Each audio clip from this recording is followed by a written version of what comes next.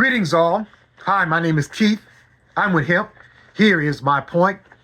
And I'm brought to you today by Pooxm, Pooxm Theory. You can pick up that book at pooxm.com. It is a math book.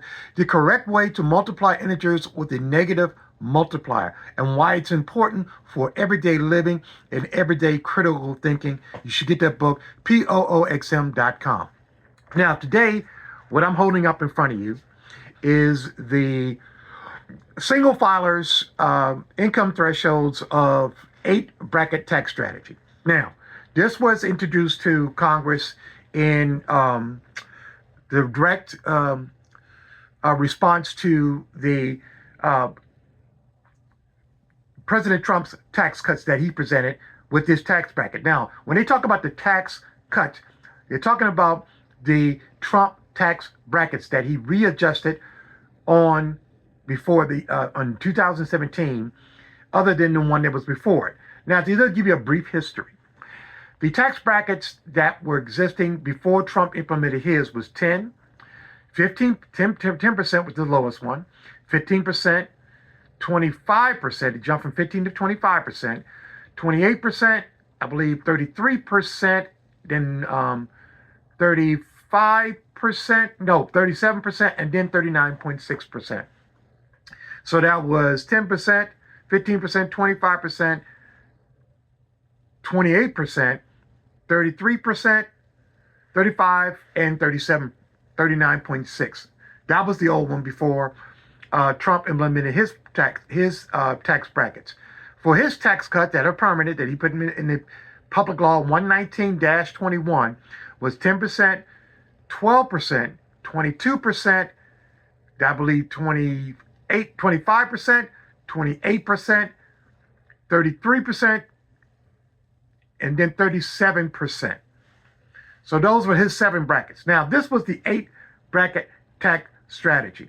Not only would this save the working and middle class more money, they will see more tax brackets, except for a few outliers.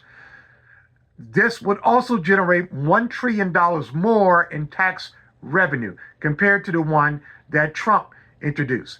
Trump, when he gives a tax cut, that means there's less tax revenue coming in. Last year, 2024, we collected $2.4 trillion in income tax revenue. In 2024, we collected approximately $2.4 trillion in tax revenue. This 8-bracket tax strategy that you see in front of you is the single filers would generate a income tax revenue of $3.46 trillion when we did the recalculations. Now, what we did to do is that we had to calculate both the married and the head of household. This one only shows the single. Now, to get the married rates, you would just double everything in the single. For example, the 10.5% rate for this 8-bracket tax bracket is 0 to 17.5. In the married column, it would be 0 to 35,000. That's double of 17,500. In the head of household, it's right smack in the middle between the single file income threshold rates and the married income threshold rates, which would be 0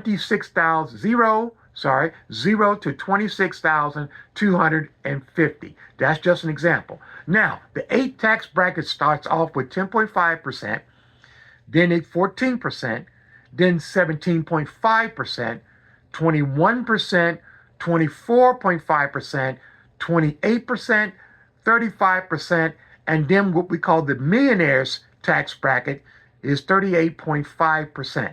That means any adjusted gross income.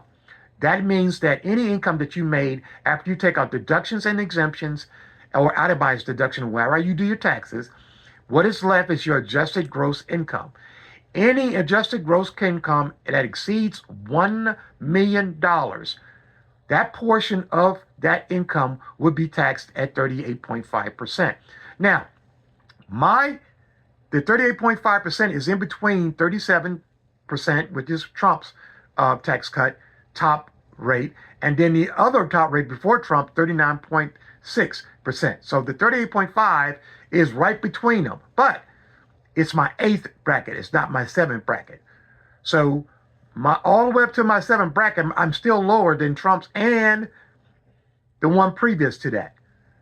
So the 8th tax bracket will bring in $1.065 trillion more if you implement this tax bracket strategy.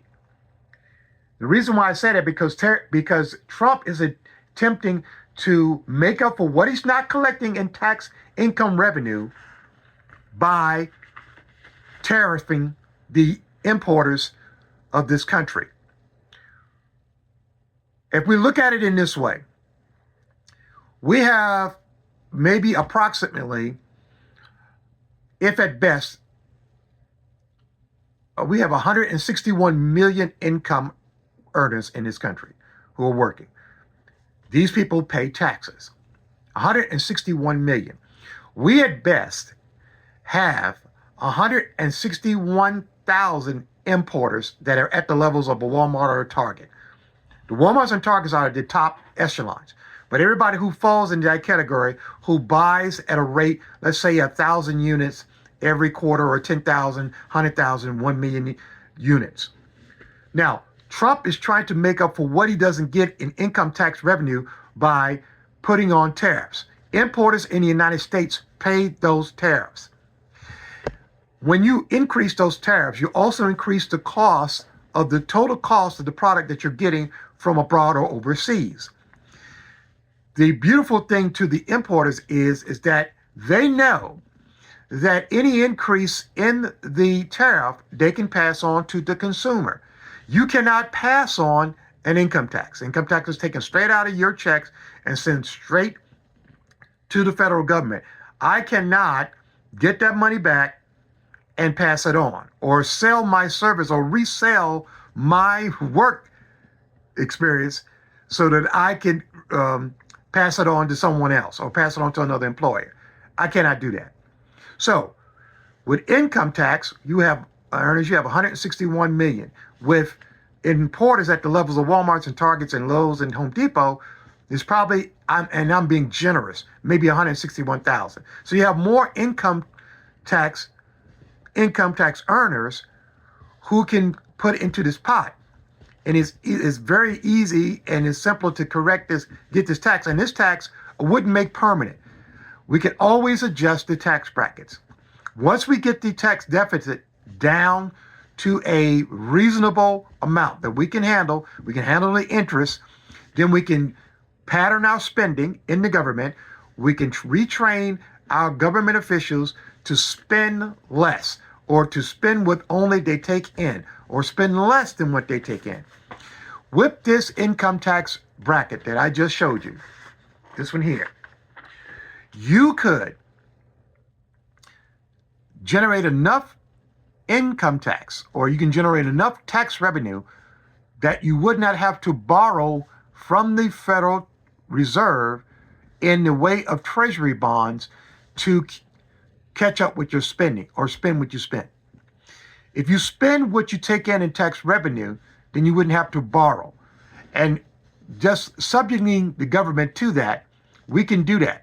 We can say we can only spend at most what we take in, or at best we can spend less than what we take in and build a surplus. Imagine, right now we have a negative, that's a negative sign, $38 trillion deficit. Imagine if we had a plus 38 trillion surplus. What we could do with that. What programs we could facilitate if they become short in spending in the government. We could take from that surplus and we could supplement or subsidize programs that we need to do around the country and help American citizens when they are on hard times. Again, Donald Trump is trying to make up for the money that he's not collecting in income tax revenue through tariffs. Now, what is skewed about the amount of tariffs that he's bringing in, which is impressive? Right now, he's brought in $195 billion in tariffs. Last year, in 2024, we approximately brought in $91 billion in tariffs. But what's happening in this year is that there are two things. He's increasing the rates of tariffs that he has with overseas country, which is going to increase, I guess, the tax revenue of tariffs. Also, the importers like Walmart, Lowe's, Target, Home Depot, they are making accelerated buys. What I mean by that is that instead of just buying 100,000 units of something, which will do them for the year, they are making accelerated buys. They're making 300,000. So in the year 2 and year 3 of Donald Trump's administration, the Walmarts and Targets may not be doing a lot of buying abroad because they have already made their buy in the previous year and this year. They're trying to beat out Donald Trump yo-yo tariff strategy, which he keeps up and going down, and trying to time those tariffs, buying products when he's got the tariffs lowered. And this is what Walmart and Target are doing. They are following. They're not buying when the tariffs are high. They're waiting for Donald Trump to do what they call the taco. Trump always chickens out. That's what that stands for. When he puts the tariffs back to reasonable rates for importers to be able to buy and not incur costs.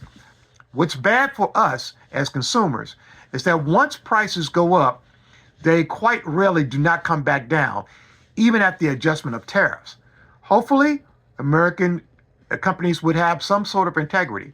If they know that their increase in prices have to do with the increased cost of tariffs, and if those tariffs are low, hopefully they will have integrity and they will lower the cost of those products back down to meet the rate of what the tariff is against the cost of that product. Again, tell your congressman, tell your congresswoman, call your senators, tell them about the 8 tax bracket strategy. We can repeal Public Law 119-21, redo the tax brackets, and introduce the 8 tax bracket I just showed you on the screen here. These are it right here. Go ahead and send this to your congressman. Call them and tell them about at 202-224-3121. And tell them you can contact the guy at Hemp who does the Hemp Show. Here is my point. And talk to them about the 8 tax bracket strategy that not only gives working and middle class earners a tax break and tax cuts, it also will generate more income tax revenue for the government so that we do not have to borrow and not have to issue tax certificates or tax bonds so that we can get more money to spend because we're constantly overspending. Tell your congresswomen and congressmen and senators no more overspending. No more increases in anybody's budget like the DOD or the Department of War. That's right, they're getting an increase while other programs are being cut. That doesn't make any sense. It's an oxymoron. Why would you cut somewhere and then you just add and just give some other agency more money? You should make cuts all across the board. Every agency should see a cut in their spending until we get the deficit under some sort of control. Again, my name is Keith. I'm with HIP. Here is my point. Thank you for taking the time to check me out and let me explain the 8 tax bracket strategy. Trump would be inclined to take up and use this tax bracket, change his tax bracket, don't make it permanent, let us see what it does for 3 years in his tenure. And if he thinks that after this does his job in creating tax revenue, then he can adjust the tax brackets and bring it down so that Americans pay less taxes and tax rate. But we need the tax revenue because we have a negative $38 trillion deficit. We need to get in control of that. I thank you for taking the time to check me out. We'll see you on next time on Hemp. Here is my point. Thank you very much.